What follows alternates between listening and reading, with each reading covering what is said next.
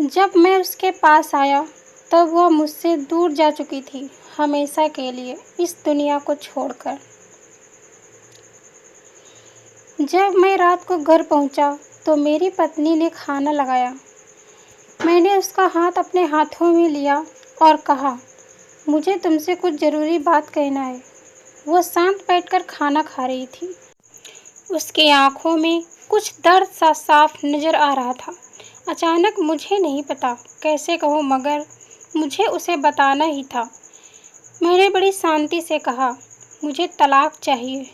लगा जैसे उसे मेरे शब्दों से कुछ फर्क ही नहीं पड़ा, बल्कि उसने मुझसे पूछा, क्यों तलाक चाहिए? मैंने उसके सवाल को अनसुना किया तो उसे गुस्सा आ गया। उसने चम्मच उठाकर फेंक दिया और जोर से चिल्लाई, तुम इंसान नहीं हो। उस रात हमने एक दूसरे से बात नहीं की। वो रो रही थी। मुझे पता था कि वो जानना चाहती थी कि आखिर ऐसा क्या हुआ जो हमारा रिश्ता टूटने की कगार पर आ गया। पर मेरे लिए उसको सवालों का जवाब दे पाना नामुमकिन था। मैं अब किसी और से, प्रिया नाम था उसका, प्यार करने लगा हूँ। अब मुझे उससे प्यार नहीं रहा। मैंने उसे उसके बरसों के प्यार की सजा दी थी।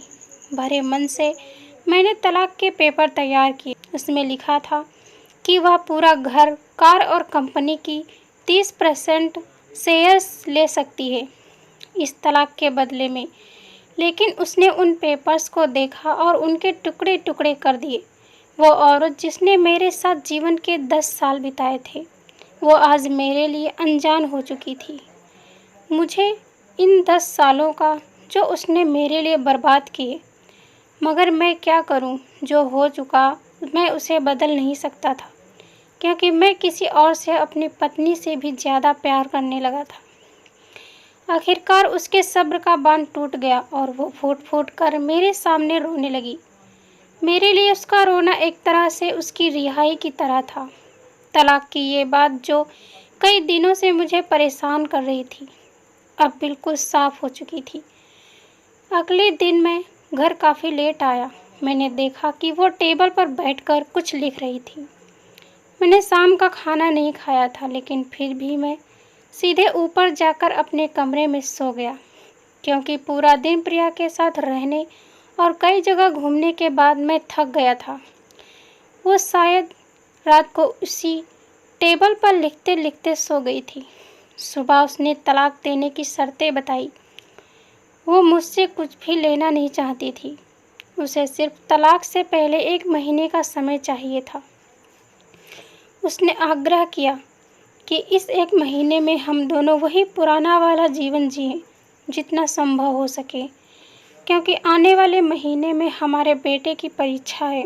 वह नहीं चाहती थी कि हमारे टूटे रिश्ते का प्रभाव उसकी पढ़ाई पर पड़े। मुझे भी यह ठीक लगा, मगर वो कुछ और भी चाहती थी। जैसे शादी के दिन मैं उसे उठाकर अपने शयन कक्ष तक ले गया था, उसी तरह हर रोज़ 1 महीने तक मैं उसे शयन कक्ष उठाकर मुख्य द्वार तक ले जाऊं। मुझे लगा यह पागलपन है, मगर इन आखिरी दिनों को थोड़ा अच्छा बनाने के लिए मैंने उसकी यह शर्त स्वीकार कर ली। मैंने प्रिया को अपनी पत्नी की शर्तें बताई। वो हंसने लगी। उसे लगा मेरी पत्नी कितने भी तरीके अपना ले, तलाक होना तो तय है।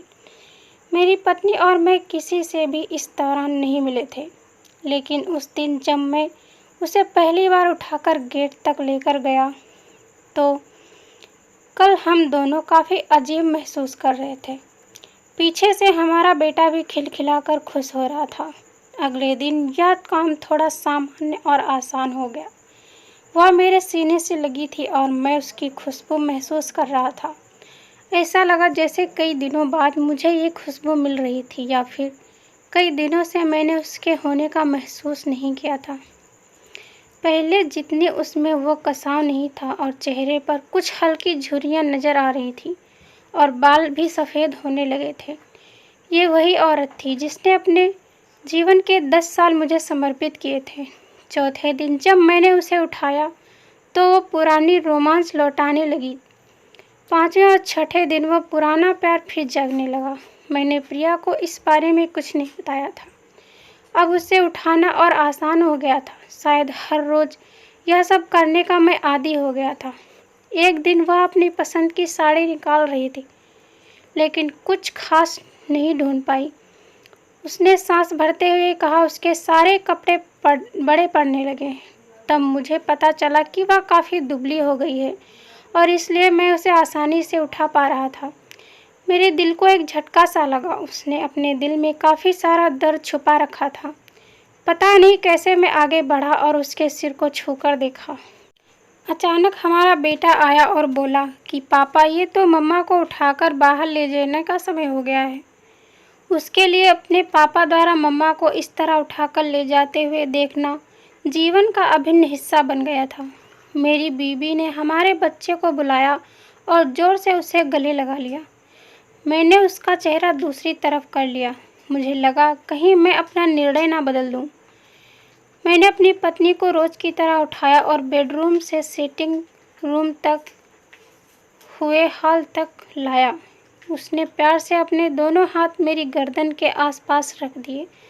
मैंने उसे ज़ोर से पकड़ रखा था, बिल्कुल हमारे सुहागरात की तरह, मगर उसका इतना कम वजन मुझे परेशान कर रहा था।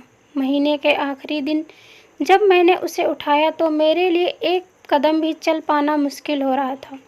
हमारा बेटा स्कूल जा चुका था।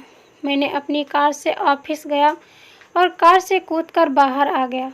फिर कार को लॉक किए। मुझे डर था कि अब एक पल भी देरी मेरा इरादा बदल देगी। मैं ऊपर गया। प्रिया ने दरवाज़ा खोला और मैंने उससे कहा, सॉरी प्रिया, अब मैं अपनी पत्नी से तलाक नहीं लेना चाहता।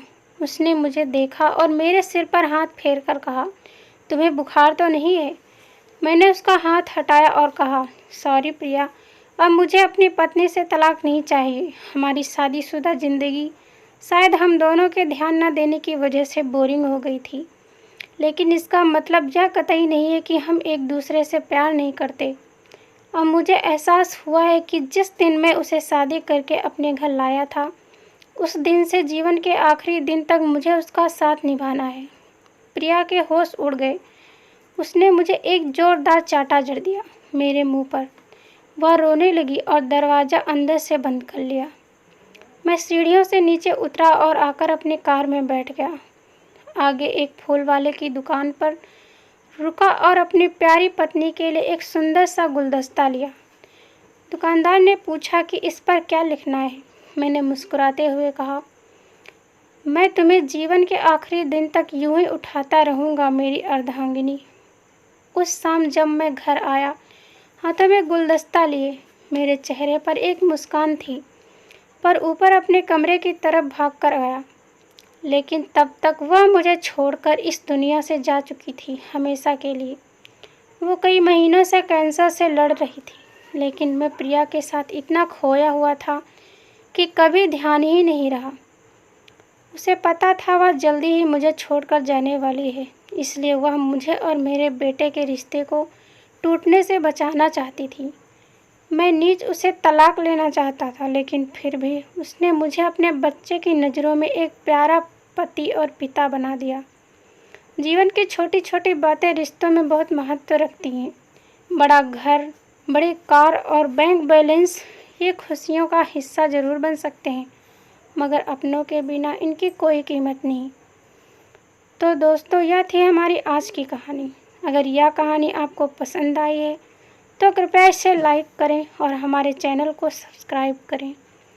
कहानी आपको कैसी लगी, कहानी पर अपनी राय देने के लिए कमेंट करें। धन्यवाद दोस्तों। Thanks for watching this video.